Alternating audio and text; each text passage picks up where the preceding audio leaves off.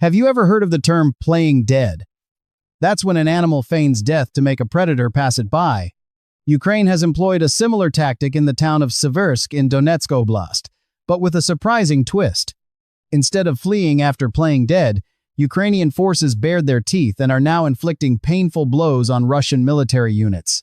Russia once believed it had secured victory in Siversk, but Ukraine has transformed the location into an inescapable trap, plunging President Putin's forces into a genuine nightmare. Before diving into the main content, comment number 2 if you support Ukraine, number 3 if you support Russia, and number 4 if you love peace.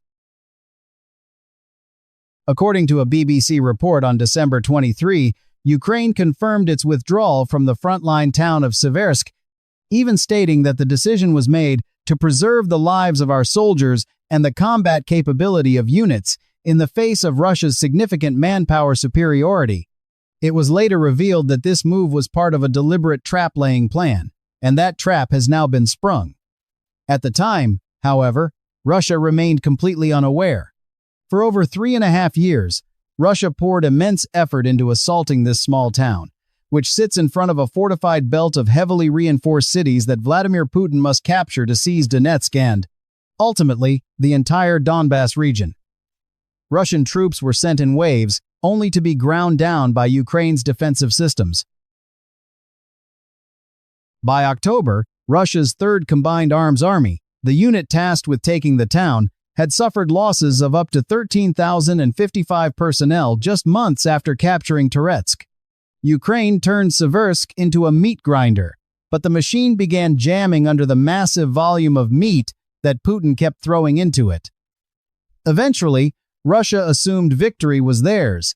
The prey appeared to have fallen before the predator, allowing the predator to flex its power and feast before moving on to the next target. But that was not the case.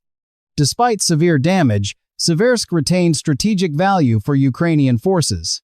Defenders there eliminated thousands of Putin's troops, and while remaining Russian units celebrated their supposed triumph, they had no idea they had walked straight into the trap Ukraine had set. Siversk is no longer a town Ukraine must defend. It has been converted into a deadly trap, inflicting greater losses on Putin's army than ever before. Ukraine is applying a new tactic that enables what is now unfolding in Siversk. But before delving deeper into that tactic, consider what is truly happening there. According to a New Sky report, Russia's victory in Siversk is no victory at all. It has become a graveyard for unfortunate Russian soldiers sent there, as Ukraine has turned the town into a silent trap with no escape. The mechanism of this trap works as follows. Siversk lies on the approach to Slavic territories, between Ukrainian settlements Lyman and Lysychansk. It also sits directly on the route to major fortified cities in Donetsk, such as Sloviansk and Kramatorsk places. Putin's forces must overrun to seize the entire oblast and, more broadly, the Donbass. Siversk offers significant tactical advantages to any force controlling it. The town occupies elevated terrain, serving as an ideal launchpad for attacks. It is also a key logistics hub, facilitating crossings of the Siversky Donetsk River and proximity to vital transport arteries that Russia desperately seeks to control. You might wonder how such a town could become a trap for Russian forces. At first glance, Siversk appeared an ideal target for Russia to seize in its Donetsk campaign. But what Russia failed to recognize is that occupying such high ground is a double-edged sword. While the elevation is perfect for launching attacks and observing the battlefield, it is only truly advantageous in Siversk's case if the occupying force controls the surrounding flanks. Russia does not. Without sufficient control of the heights around Siversk, Russian troops are pushed into an elevated kill zone directly within sight of Ukrainian forces, still concentrating fire on the town. Ukraine long understood Siversk's inherent vulnerabilities before withdrawing, and there were signs the town was being prepared for a larger plan. For instance, Ukraine did not fortify Siversk in the last stand manner typical of other defenses. In major settlements lost to Russia, such as Mariinka and Avdiivka, towns were treated as independent fortresses. Ukrainian forces fought nearly to the last man, withdrawing only when the situation became dire enough that death was the only alternative. Retreating units then moved to the next settlement, reinforced defenses, and continued the fight as Russia advanced. Siversk differed, as News Sky explained. Instead, Siversk is viewed as part of a larger front. If the enemy advances too deeply into the area without secure rear and flanks, they can be preemptively struck by artillery, drones, and attacks on supply lines. That flank security is precisely what Russian forces lacked upon entering Siversk. This shortfall stems from Ukraine's highly effective defensive setup. Russia hammered the town for years, suffering countless casualties. By the time attrition pressure yielded results for Putin's army, they were exhausted. Communication lines stretched thin as entire units vanished, and Ukraine kept targeting command nodes. The final infantry forces entering Siversk were not a conquering army but the weary remnants of a once larger formation. Russia compounded its errors by demolishing Siversk to its current state. As the BBC noted, the town is barely recognizable. Infrastructure once present has been obliterated by Russian artillery and airstrikes. Russia erred by not seizing surrounding high ground areas, which remain under Ukrainian control. When Russian assault groups entered Siversk, they stepped directly into an open kill zone, per News Sky. Ukraine maximized this zone from the moment Siversk fell. Combining the terrain discussed with fire control dominance reveals the foundation of Ukraine's trap. News Sky reported that Siversk was positioned so all approach routes, especially Russian logistics lines, fall within range of Ukrainian artillery and drone units.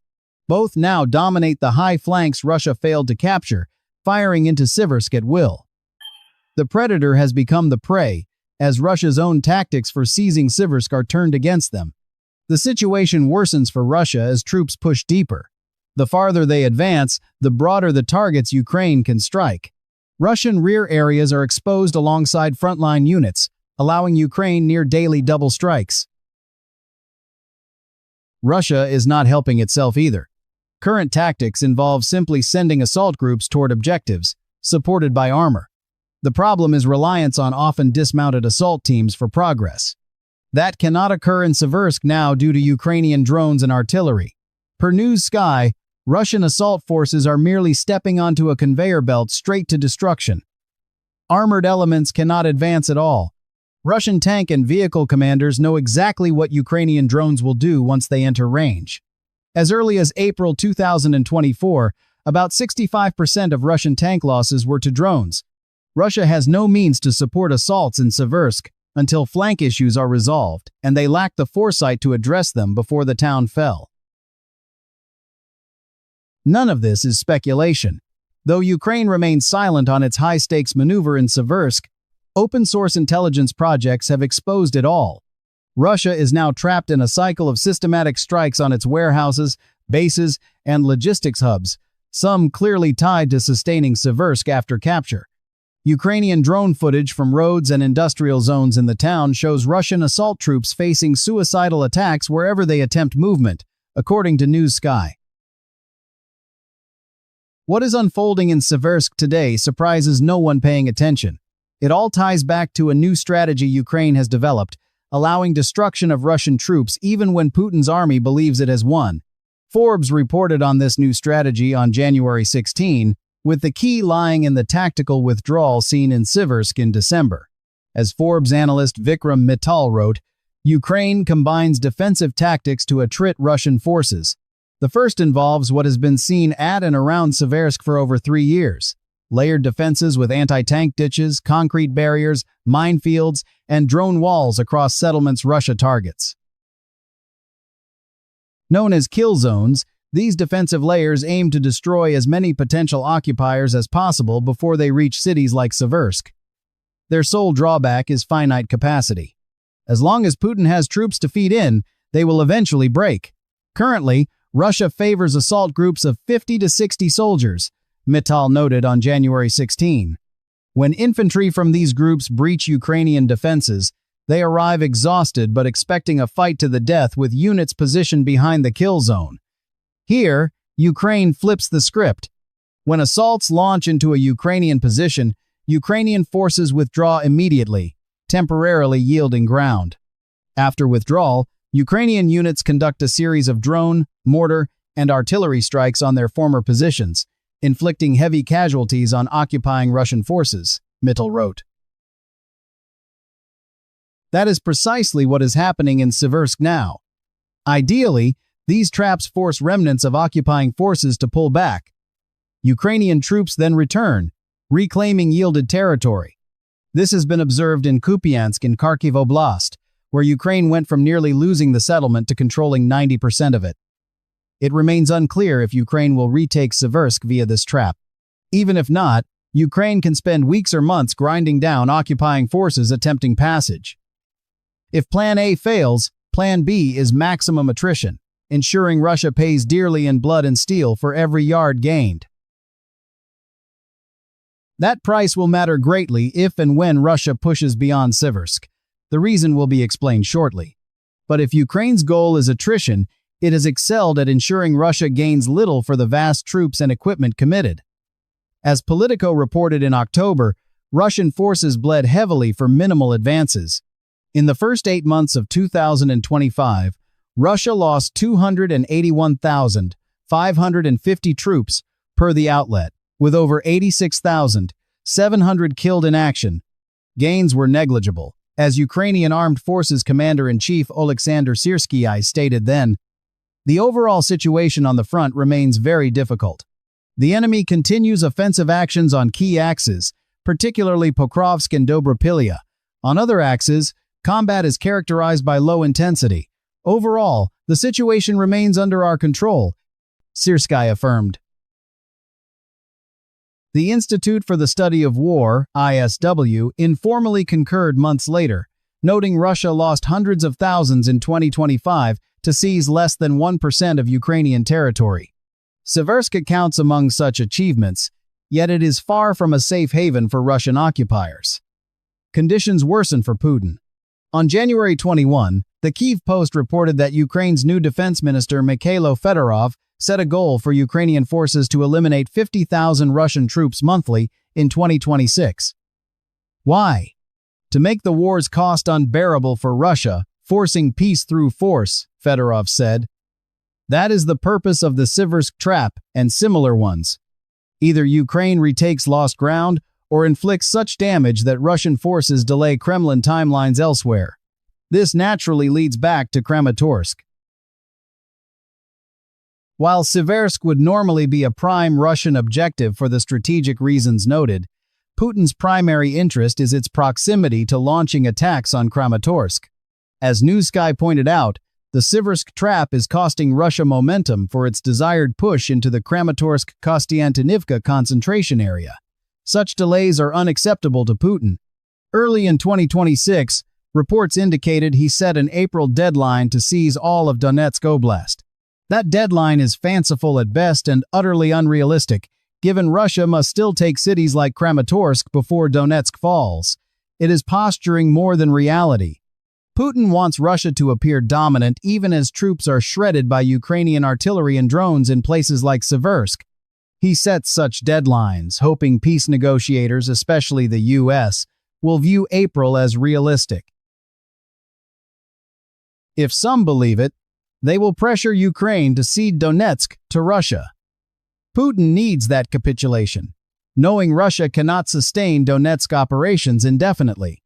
In November, the New Voice of Ukraine cited an ISW assessment that Russian advances in Donetsk are so slow it would take years, not months, to seize the entire oblast.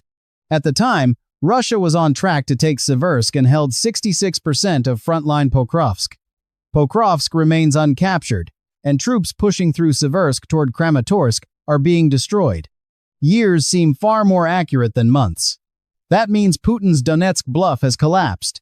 This ignores that capturing Kramatorsk would dwarf Pokrovsk and Siversk in scale. Kramatorsk, with Sloviansk, forms part of Donetsk's fortress belt. Both cities had pre-war populations around 200,000, underscoring their size.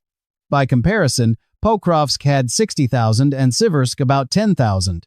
These are small relative to Kramatorsk, yet Russia took years to capture them, or, in Pokrovsk's case, acted as if captured while fighting continues. Donetsk will not fall in 2026. That much is clear. Kramatorsk remains a major barrier, despite Russian attacks toward it. Per Army Inform, Russia sends assault groups of 8 to 10 troops, sometimes just 2 or 3, to infiltrate. They do not hold long. If Ukraine sustains the Siversk trap, any Russian plan to use the town as a springboard for Kramatorsk assaults will evaporate. Siversk is now a nightmare for Russia and will remain so until rear and flank weaknesses are fortified. As Russian Donetsk assaults stall and troops die en masse at Siversk, Ukraine has forged a wholly new approach to warfare for 2026. The Defense Ministry has been restructured, a new elimination target set, and Ukraine is poised to modernize in ways ensuring even greater Russian losses. Comment number 2 if you support Ukraine. Number 3 if you support Russia. And number 4 if you love peace.